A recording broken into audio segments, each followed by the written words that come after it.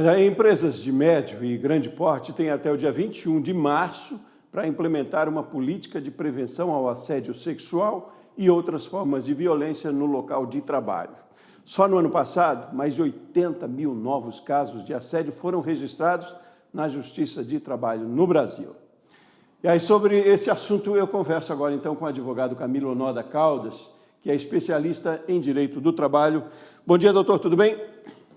Bom dia, tudo bem com vocês? Tudo bem, doutor. Obrigado pela sua disponibilidade de conversar com a gente, por aceitar nosso convite. Doutor, é um cenário preocupante. A gente deu esse dado de 80 mil casos no ano passado registrados na Justiça do Trabalho.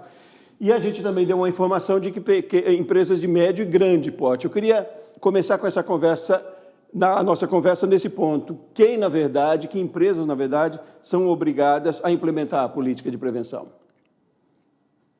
Todas as empresas que possuem CIPA, Comissão Interna de Prevenção de Acidentes, que agora também é de Prevenção de Acidentes e Assédio, têm que seguir as regras trazidas por essa lei. Ou seja, na prática, são empresas que, a partir de 20 empregados, e dependendo do grau de risco, elas já têm que formar a CIPA. E aí, consequentemente, tem que seguir essas políticas. Então, o primeiro critério para uma empresa saber se está enquadrada ou não é, sobretudo, ver se ela é obrigada a ter CIPA. Se tem, necessariamente vai ter que seguir aquilo que está determinado nessa lei.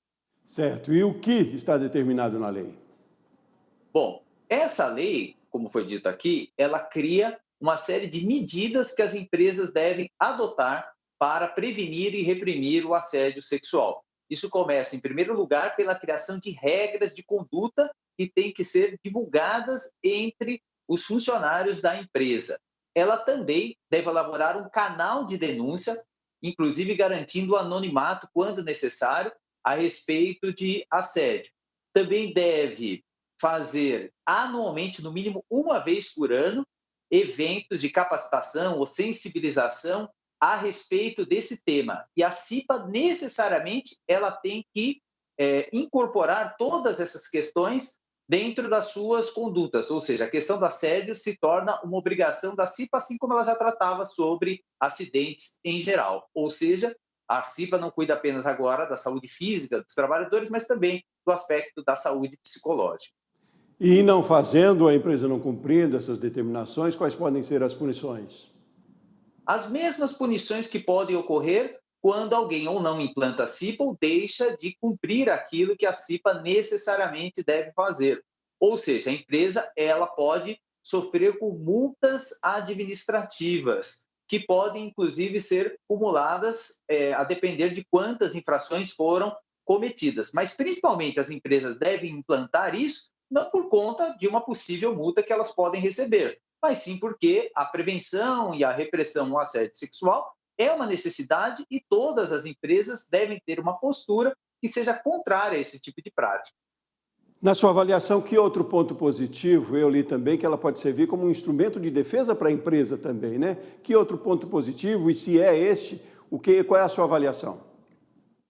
De fato, porque quando você cria um canal institucional para esse tipo de denúncia, a empresa ela também pode dizer, olha, eu tinha um canal disponível, ele poderia ter sido utilizado, ou nós fizemos uma apuração a partir do canal e concluímos que houve ou não houve, ou seja, a própria empresa se resguarda daquele problema que é comum acontecer. O episódio, ele se dá ali no interior da empresa e ela vai descobrir isso meses ou até anos depois, quando alguém entra com uma reclamação trabalhista ou uma ação, e aí a empresa, como ela não tinha um canal para receber ou lidar com isso, ela se vê aí numa situação em que está sendo acusada de ser conivente ou tendo que pagar uma indenização. Quando ela cria um canal para prevenção e para repressão disso, ela evita esse problema internamente e, de algum modo, protege os seus funcionários, as suas funcionárias e a sua imagem. É preciso ver como benefício também, né? Agora, o prazo é 21 de março próximo, né, para implementação das normas, mas essas normas elas fazem parte de um programa já criado, de uma lei criada já em setembro, não é? A lei emprega mais mulheres também, né? Queria que você me falasse um pouquinho dessa lei.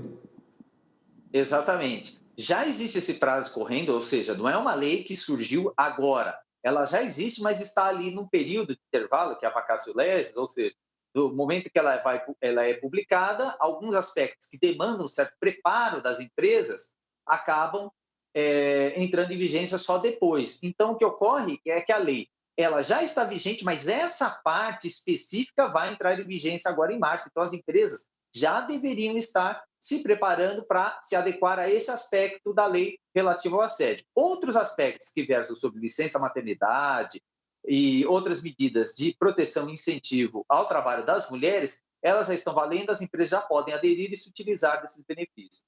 Tá certo. O doutor Camilo Noda Caldas, advogado e especialista em direito do trabalho, esclarecendo para a gente as informações importantes sobre a implementação de política de prevenção de assédio sexual e outras formas de violência no local de trabalho. Doutor Camilo, muitíssimo obrigado pela sua participação. Tenha um bom dia. Muito obrigado, eu que agradeço. Até mais.